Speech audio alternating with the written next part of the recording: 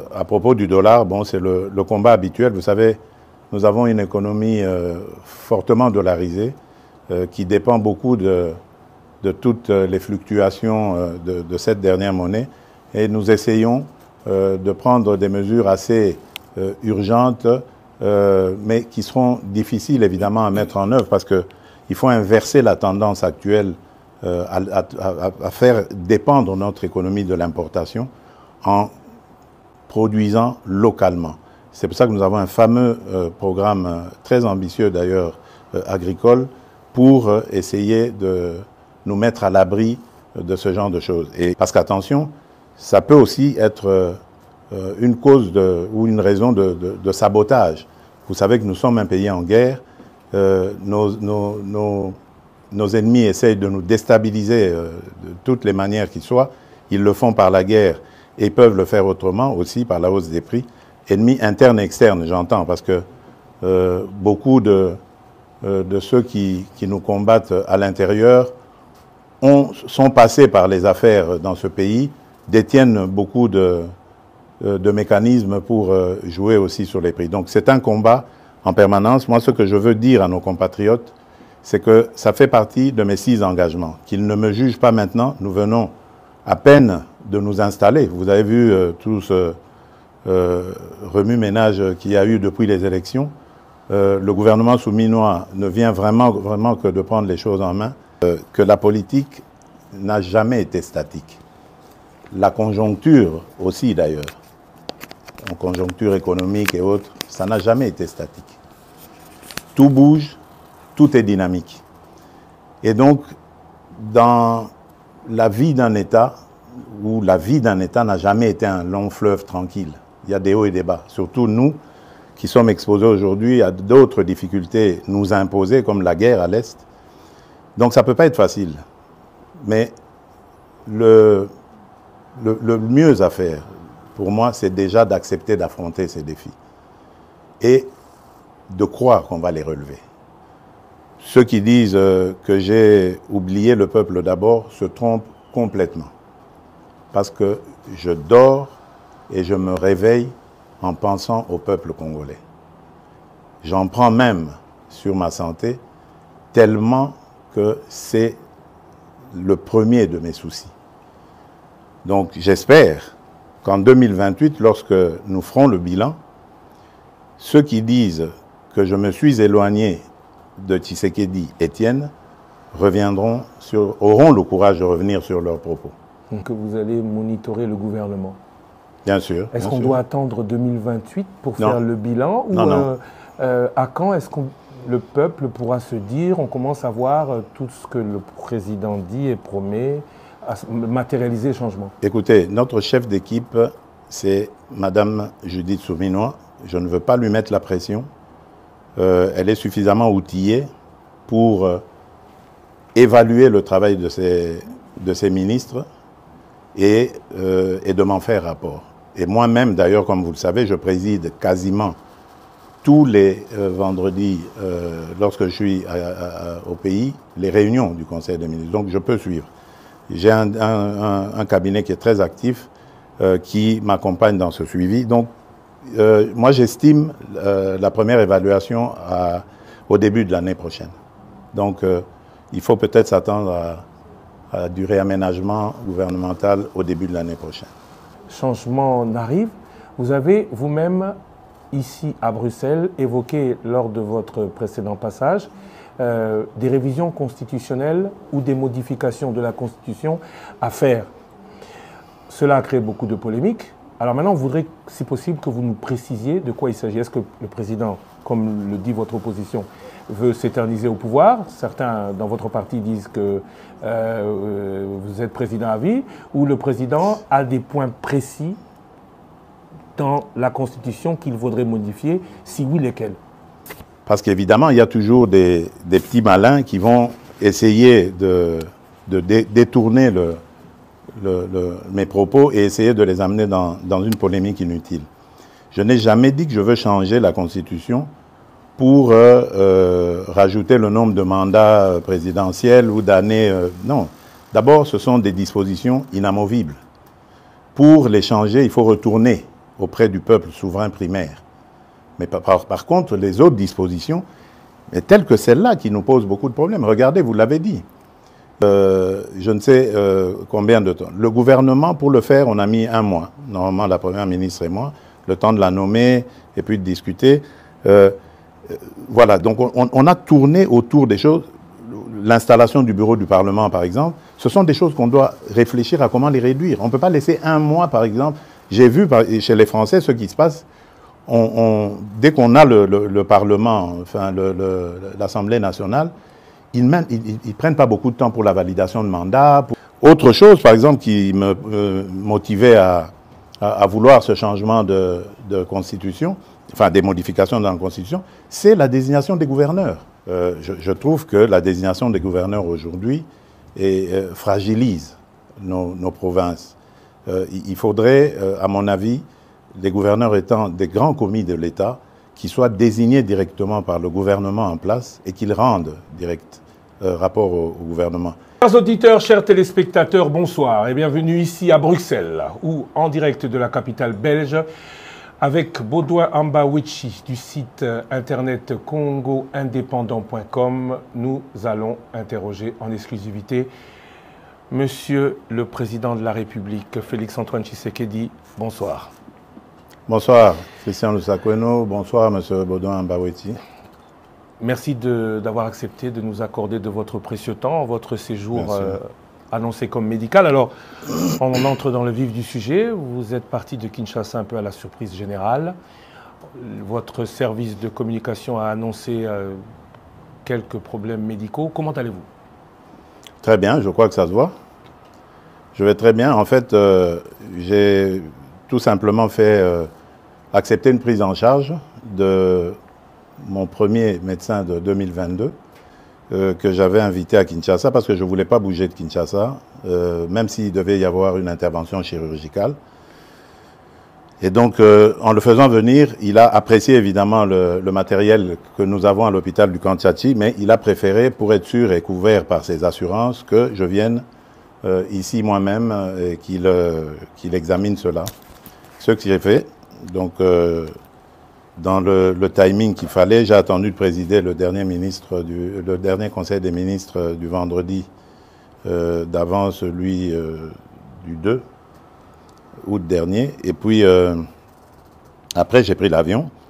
Les examens se sont très bien passés et je devais observer un petit moment de convalescence pour pouvoir retourner. Et là, je suis en forme et prêt à revenir aux affaires.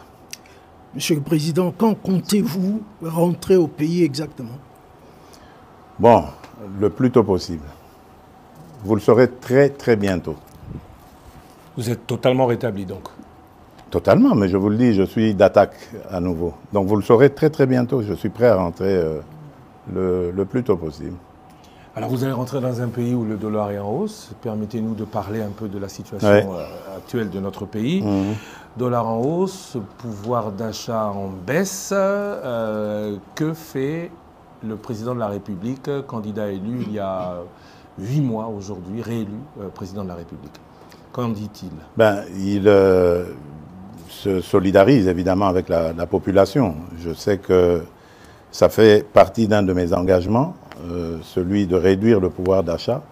Et la Première ministre, Madame Judith Souminois, est très très bien outillée et instruite pour faire face à ce genre de choses. Hier, il y a eu la commission ECOFIR qui s'est réunie sous la présidence du vice-premier ministre, ministre de l'économie, M. Moukoko Samba, et qui a pris un train de mesures qui, je suis certain, vont baisser la tension sur les marchés.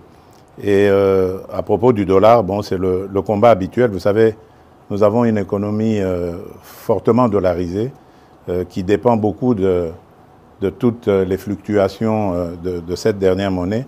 Et nous essayons de prendre des mesures assez urgentes, mais qui seront difficiles évidemment à mettre en œuvre parce qu'il faut inverser la tendance actuelle à faire dépendre notre économie de l'importation en produisant localement. C'est pour ça que nous avons un fameux programme très ambitieux d'ailleurs agricole pour essayer de nous mettre à l'abri de ce genre de choses. Et il y a des inspecteurs aujourd'hui, des inspecteurs économiques qui sont lancés sur les marchés pour surveiller aussi la façon dont les prix sont fixés. Parce qu'attention, ça peut aussi être une cause ou une raison de sabotage. Vous savez que nous sommes un pays en guerre. Nos ennemis essayent de nous déstabiliser de toutes les manières qu'ils soient. Ils le font par la guerre et peuvent le faire autrement aussi par la hausse des prix.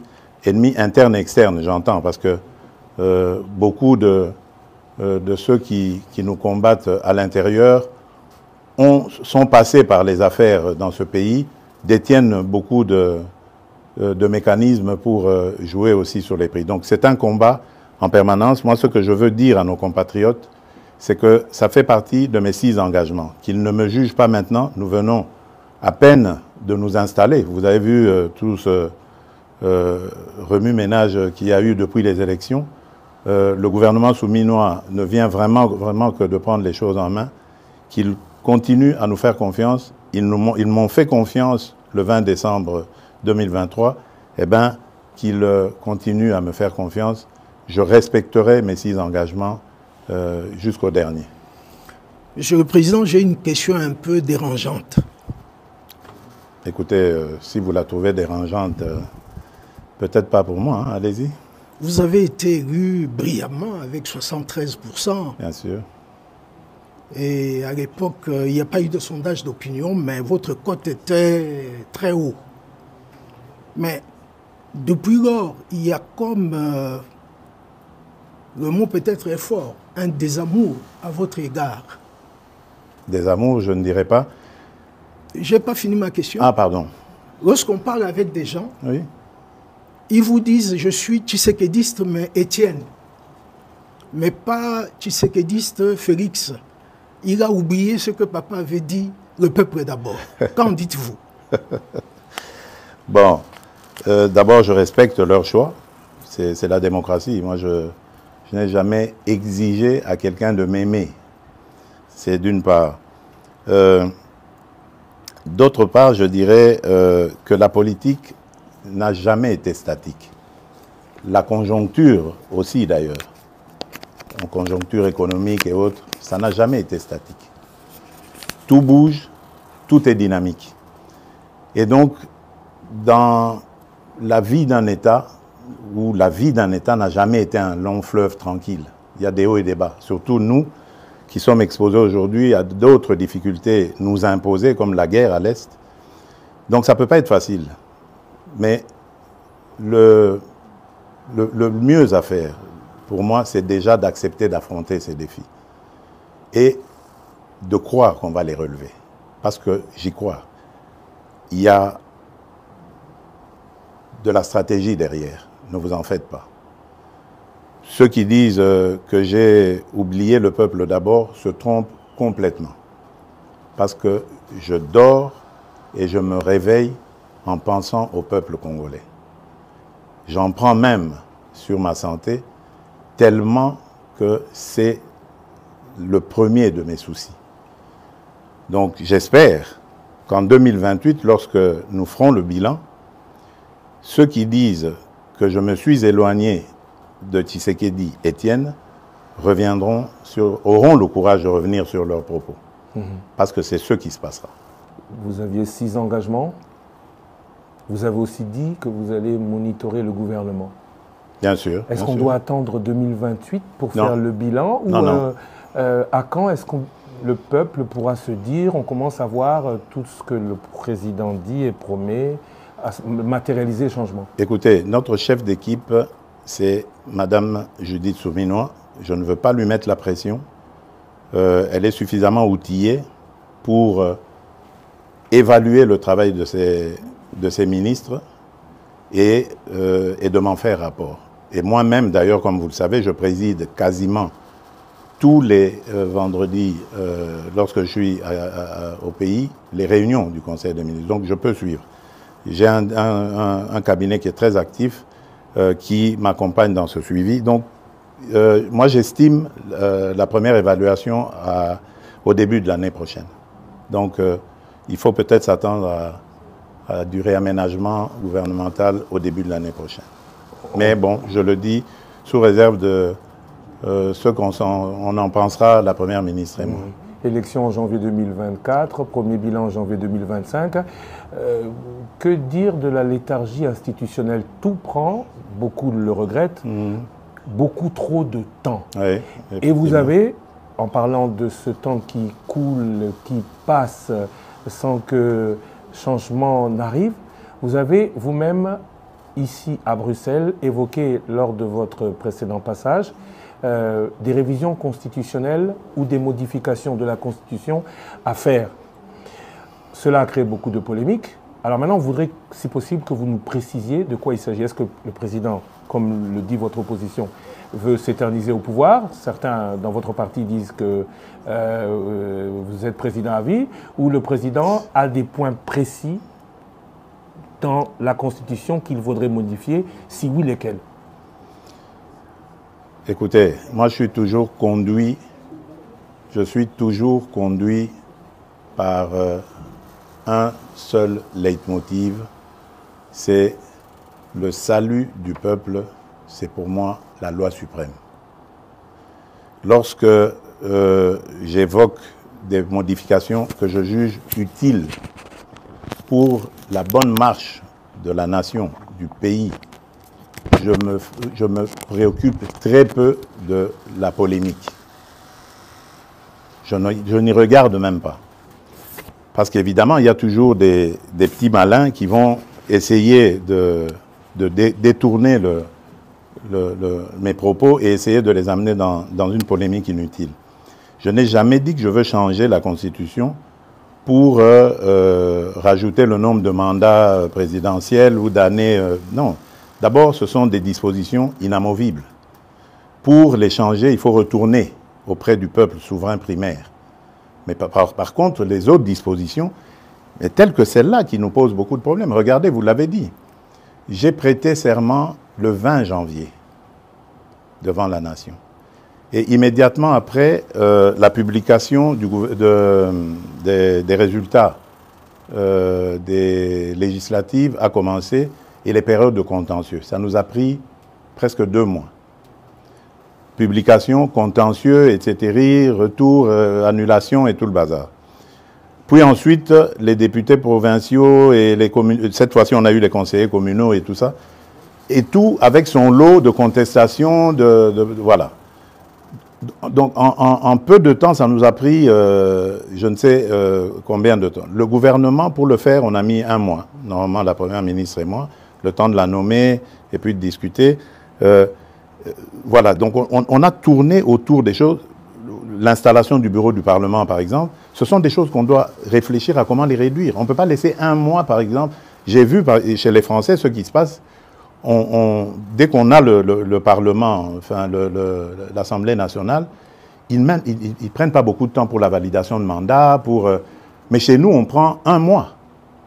Alors que les sujets à traiter pendant cette période ne sont pas nombreux. Il y a juste la validation de mandat que le bureau a et l'installation du bureau définitif. Mais pourquoi ça doit prendre 1 mois? Ça peut se faire en 2 jours. Ce sont des choses comme ça qu'il faut revoir, réduire, etc. Autre chose, par exemple, qui me motivait à vouloir ce changement de constitution, enfin des modifications dans la constitution, c'est la désignation des gouverneurs. Je trouve que la désignation des gouverneurs aujourd'hui fragilise nos provinces. Il faudrait, à mon avis, les gouverneurs étant des grands commis de l'État, qui soient désignés directement par le gouvernement en place et qu'ils rendent direct rapport au gouvernement. Les sanctions, on peut imaginer comment les prendre en cas de dérapage, mais lorsqu'on laisse à la vindicte des parlementaires provinciaux, des députés provinciaux, la gestion comme ça des gouverneurs, moi je crois qu'on a un problème encore de culture politique au Congo. Nous n'avons pas besoin d'aller aussi vite. Ça c'est pour les pays qui sont outillés dans la démocratie, dans la gestion de la chose publique. Nous avons encore besoin d'apprendre et on doit y aller étape par étape. La réforme sur cette éclatement de l'administration a été très très mal faite, à mon avis, et précipitamment, et il faut revoir. Voilà pourquoi moi j'ai parlé à un certain moment de réunir une grande commission nationale de plusieurs experts, une commission multidisciplinaire, qui ferait qu'on prendrait en compte tous les vrais problèmes de la nation, mais par des nationaux, pour avoir une constitution adaptée à nos vrais problèmes, pas celle qu'on a eue, qui nous a été parachutée venue des laboratoires étrangers. Voilà, on pourrait recourir à l'expérience étrangère, mais en fonction de nos expériences vécues au pays. Aujourd'hui, moi je suis désolé, mais notre pays s'éclate de plus en plus à cause de toutes ces élections provinciales et autres qui radicalisent le tribalisme, le clanisme. Aujourd'hui, vous allez, par exemple, je prends le cas de l'ex-Grand Katanga, mais vous trouverez quelqu'un, par exemple, qui a vécu à Lubumbashi, mais parce qu'il est originaire du Lualaba, on lui conteste le fait de pouvoir aspirer à quoi que ce soit à Lubumbashi. Soi-disant parce qu'il y a eu découpage et que maintenant sa place est au Lualaba. Mais qu'est-ce que ça veut dire? Le pays va volo, là. Donc on doit faire attention. Je veux bien démembrer les choses, je veux bien rapprocher l'administration le plus près possible des administrés, mais attention, je tiens à l'unité de la nation. J'en suis garant. Monsieur le Président, nous abordons maintenant la situation à l'est du pays. Oui. Aujourd'hui, c'est quasi certain que le Rwanda a relancé le M23 après le réchauffement des relations entre la RDC et l'Ouganda. Très bien. C'est acquis maintenant. Il y a eu la réunion à Rwanda, pour ne pas rentrer dans tous les détails. Il y a eu début de dialogue. Mais il y a des voix qui commencent à dire qu'il faut un peu de bon sens pour que on commence à négocier. Avec qui? C'est la grande question. Et mon autre question, c'est que négocier avec qui? Mais quoi? Négocier quoi? Voilà. Très bien. Écoutez-moi bien. Jamais, au grand jamais, tant que je serai président de la République démocratique du Congo, je n'aurai en face de moi la délégation du M23 ou de l'AFC, là où je ne sais pas, pour négocier. Jamais. Ce que j'ai dit, c'est que je veux parler avec le Rwanda. Pas négocier, vous avez raison. Parler avec le Rwanda. Pour demander à M. Kagame, criminel de son État, qu'est-ce qu'il a à voir contre mon peuple? La République démocratique du Congo, à l'époque République du Zaïre, avait sauvé le Rwanda d'une plus grande catastrophe qui aurait été si nous n'avions pas ouvert nos frontières à tout ce flot de réfugiés. Malheureusement, il y a eu une certaine cécité internationale qui a permis que parmi les fugitifs, il y ait les criminels génocidaires et qu'ils soient rentrés sur notre sol avec leurs armes. On ne les a pas désarmés. Aujourd'hui, l'enfer est parti du Rwanda et est arrivé chez nous. Et on nous abandonne à notre propre sort. Évidemment, le régime criminel de Kigali en profite parce qu'il découvre que c'est une région très riche en minerais et en produits de tout genre, agricoles et autres. Et il veut en faire maintenant son espace. Et ça, nous ne disons jamais, il n'y a rien à négocier. C'est chez nous. Ce qu'ils n'ont à faire, c'est une seule chose, de plier bagage. Et si je veux parler avec le Rwanda, c'est pour ça, pour dire, bon, c'est quoi votre problème? Pour nous laisser tranquilles. Pas pour vous donner quelque chose, mais pour nous laisser tranquilles. Si vous pensez qu'il y a encore quelque chose chez nous, on va la régler et on vous règle ça et puis c'est terminé. Ils ont donc parlé des FDLR. Nous sommes aujourd'hui à Luanda pour parler de ces histoires-là. Cesser le feu et comment régler le problème de FDLR. C'est tout. Donc, ce n'est pas des négociations pour, après, arriver à des... comment ils appelaient ça? La mixage, instaurer brassage, mixage. Niet. Ça, il n'y aura plus. Ils peuvent arrêter de rêver.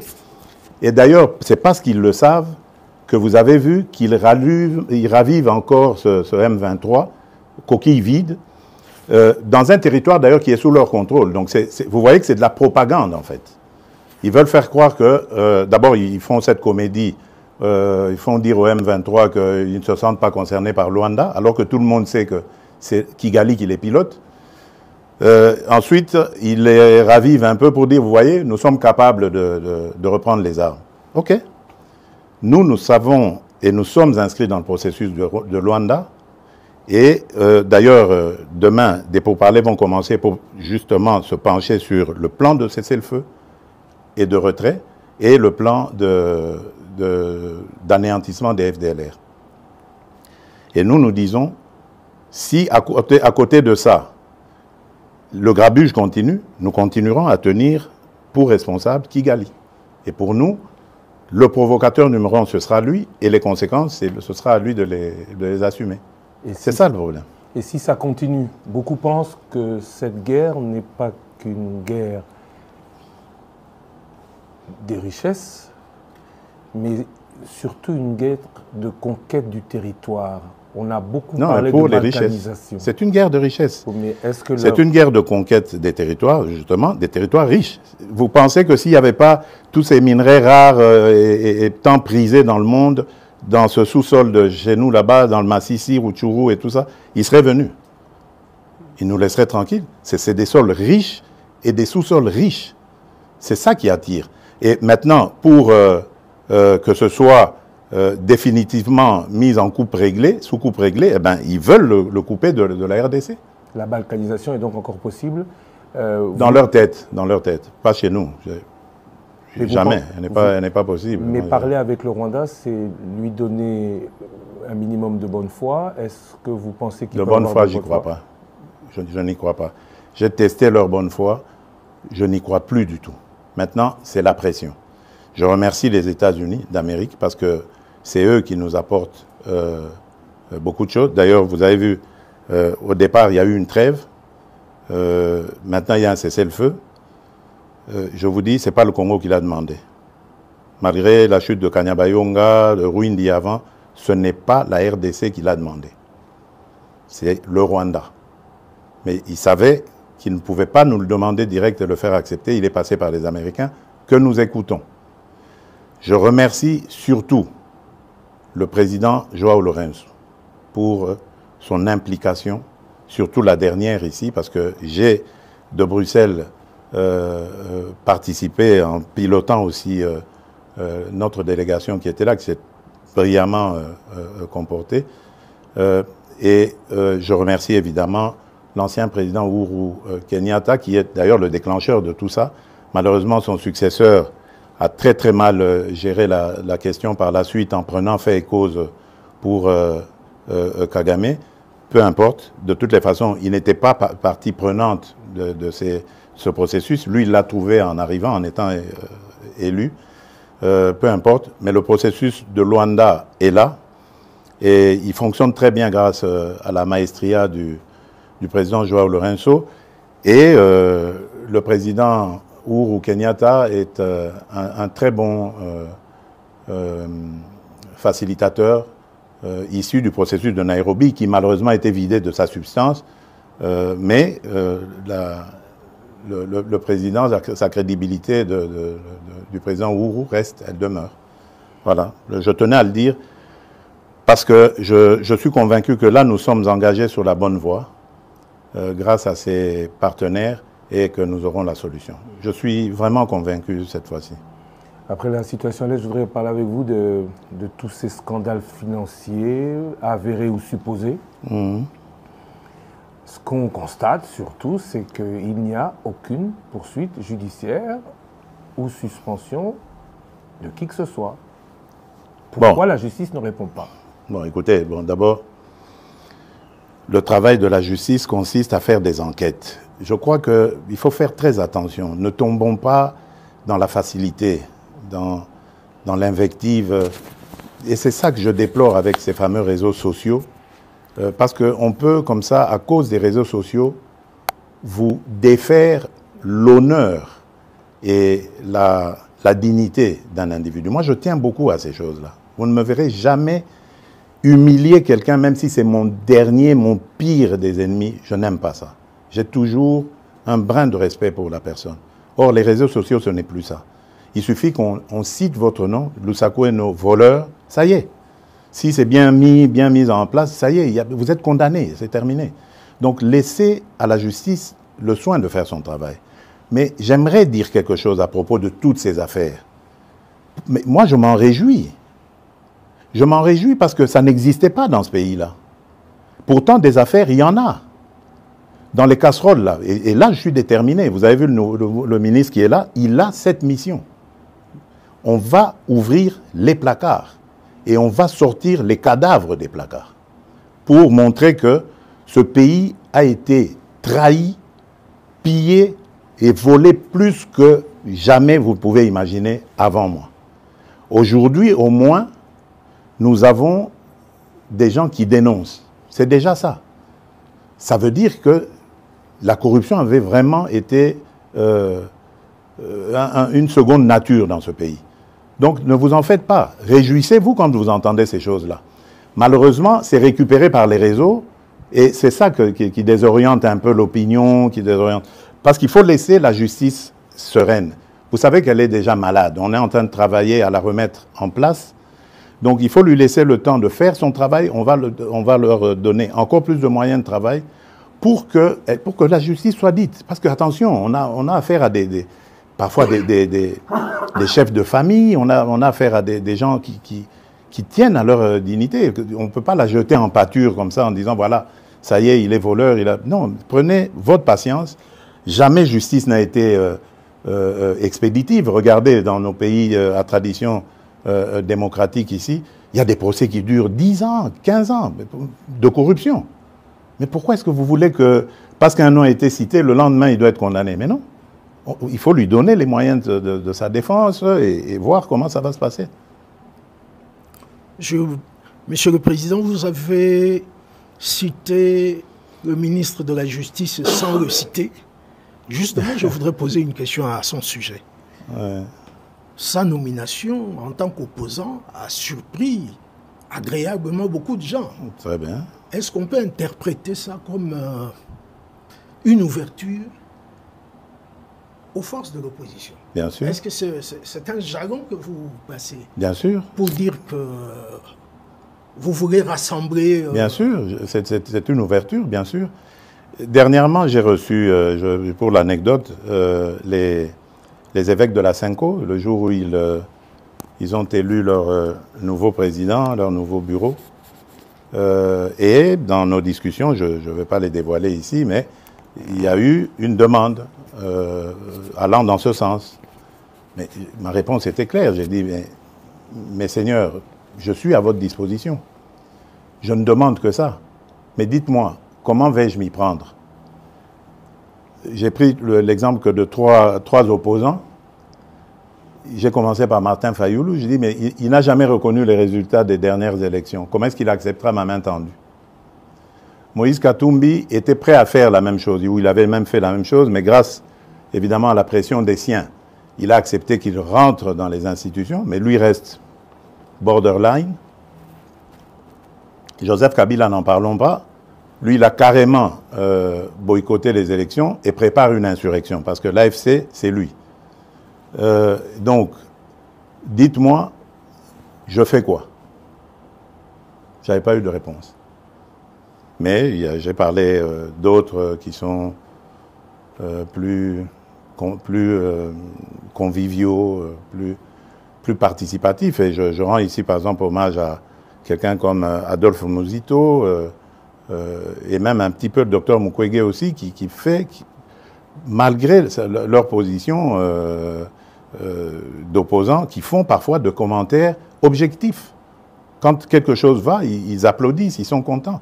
Le docteur Mukwege avait reçu une délégation du FONAREV encourageant, promettant de s'impliquer dans le combat du FONAREV, qui n'a rien à voir avec la politique. Ce sont nos victimes que nous voulons aider. Ce sont ces monstruosités que nous ne voulons plus revoir dans notre pays.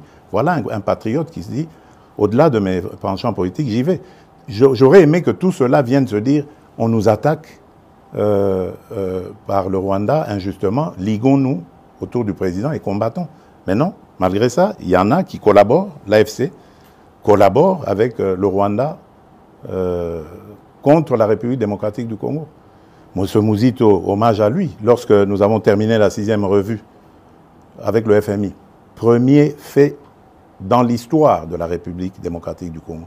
Jamais les revues avec le FMI n'avaient été jusqu'à leur terme dans notre pays. C'est la première fois que ce gouvernement arrive et c'était sous la direction du ministre des Finances, Nicolas Kazadi, que l'on jette en pâture aujourd'hui. Mais Adolphe Mouzito m'a envoyé un message de félicitations. Et lui, il est très bien outillé pour savoir ce que ça signifie.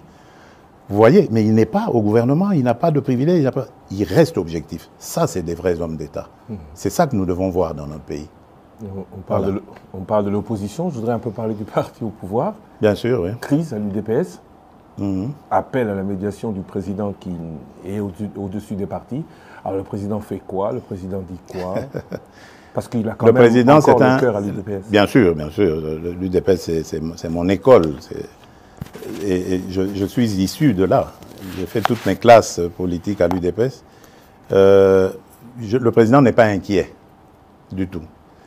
Je me réfère d'ailleurs à un terme qu'aimait beaucoup utiliser mon mentor, notre leader historique, Étienne Tshisekedi, qui appelait ça vitalité démocratique. Donc, de ce choc des mots jaillira la lumière. La seule chose que je déplore, c'est ce que j'ai dit tout à l'heure, c'est l'usage des réseaux sociaux. À l'époque, quand nous nous battions comme ça, on le faisait dans des salles entre quatre yeux ou sur le net, mais entre nous, sur nos sites, comment on appelait ça encore, là, les sites de discussion qu'on avait à l'époque, quand on n'avait pas encore ces réseaux sociaux. Et c'était bien, ça se passait, c'était chaud, bien sûr, bouillant, mais démocratique. Et ça terminait toujours par s'arranger. Et je vous promets, ça va s'arranger. Je ne suis pas du tout inquiet. C'est des choses qui arrivent. Je ne veux pas, en tout cas, que ça prenne des allures du genre de ce qu'on a vu avec les forces du progrès, que je condamne complètement. Mais je tiens à ce que... enfin, je suis sûr plutôt que les choses vont rentrer dans l'ordre. Pas de problème. Je voudrais aborder une question que vous connaissez et maîtrisez très bien, les relations avec la Belgique.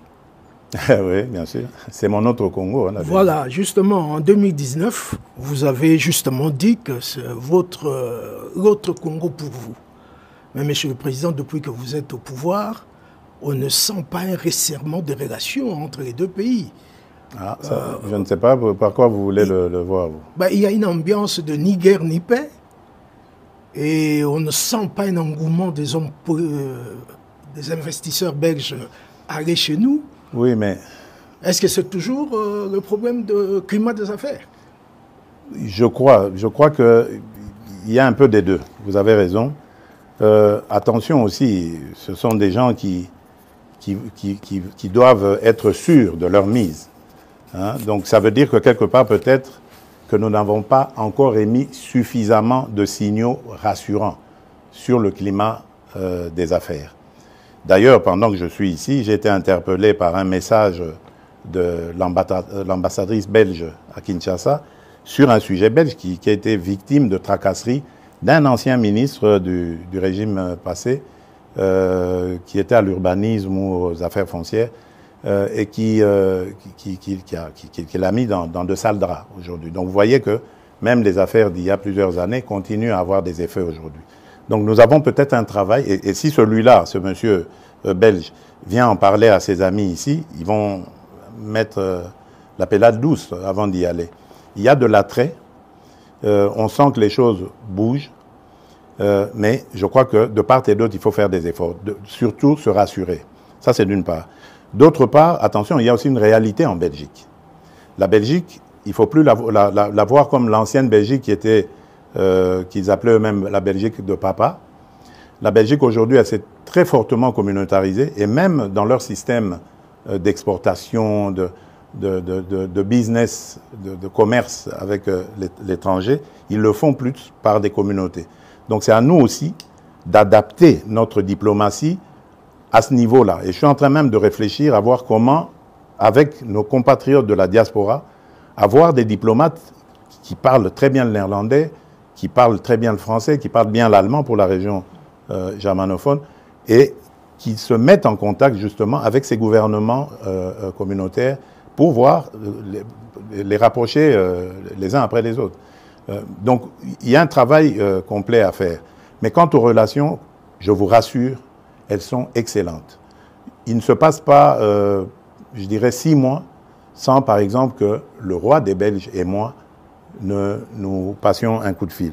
D'ailleurs, nous avons un rendez-vous programmé déjà pour septembre prochain ici en Belgique. Donc ça se passe très bien. Au niveau du gouvernement, même chose. Celui que j'appelais affectueusement mon cousin, Alexander De Croo, nous ne rations aucune occasion pour nous appeler.